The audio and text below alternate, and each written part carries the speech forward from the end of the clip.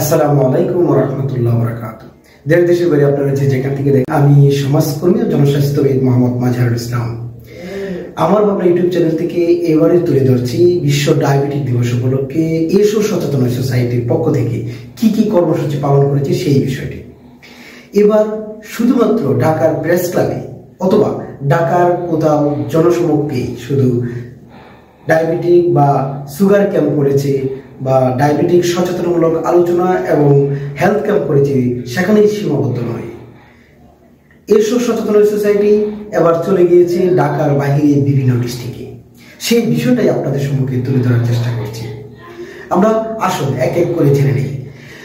এসব সচেতন সোসাইটি নেত্রকোনায় পূর্বদলা উপজেলায় একটি সুন্দর র্যালি তারা করেছে, আলোচনা পর্ব করেছে। যেমন তারা র্যালি করেছে এবং সেই শ্যামগঞ্জ বলে একটি জায়গায় সকল মানুষের কাছে ছড়িয়ে দিয়েছে ডায়াবেটিকের গুরুত্ব সম্পর্কে, ডায়াবেটিকের সচেতনতা সম্পর্কে। আসুন দেখে নিই সেই ভিডিও এবং সামান্য স্ক্রিন।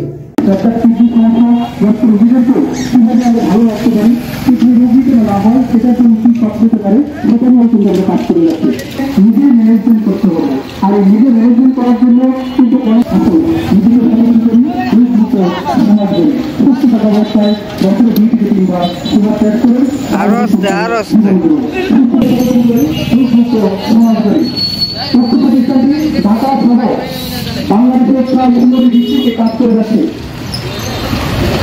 আমরা চাই ডায়াবেটিস মুক্ত জীবন গড়ুন।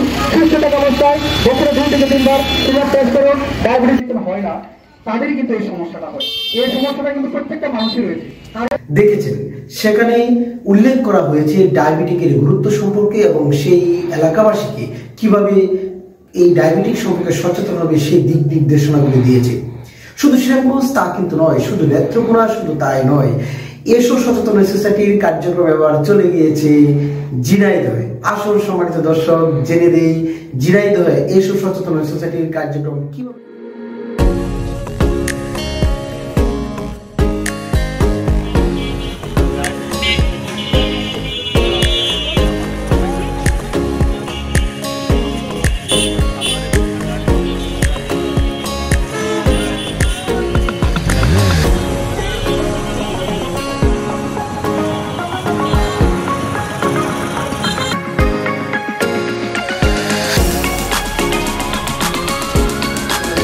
কার্যক্রম যেমন ভাবে র্যালি করেছে এবং আশেপাশের মানুষগুলো এসে তারা এই র্যালিতে অংশগ্রহণ করেছে এবং নিজেকে সচেতন করেছে, অন্যকে যারা সচেতন করে সেটা আরো আনন্দিত হবেন। এসব সচেতন সোসাইটি বাংলাদেশের শেষ প্রান্ত অর্থাৎ লালমনিরহাট বুড়িমারি 0 পয়েন্টেও চলে গিয়েছে।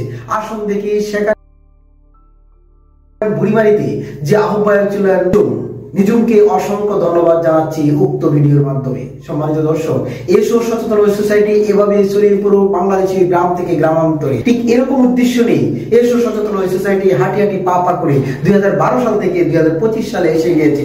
ইনশাল্লাহ আপনারা এই এসব সচেতন সোসাইটিকে ভালোবাসেন বিদায় এই পর্যন্ত আসা সম্ভব হয়েছে। বিষয়গুলো আপনাদের সঙ্গে তুলে ধরার চেষ্টা করেছি। আজকে আর নয়, দেখা হবে পরবর্তী কোনো ভিডিওতে এসব সচেতন সোসাইটির কার্যক্রমে। ভালো থাকবেন সেই পর্যন্ত, সেই প্রত্যাশায় বিদায় নিচ্ছি।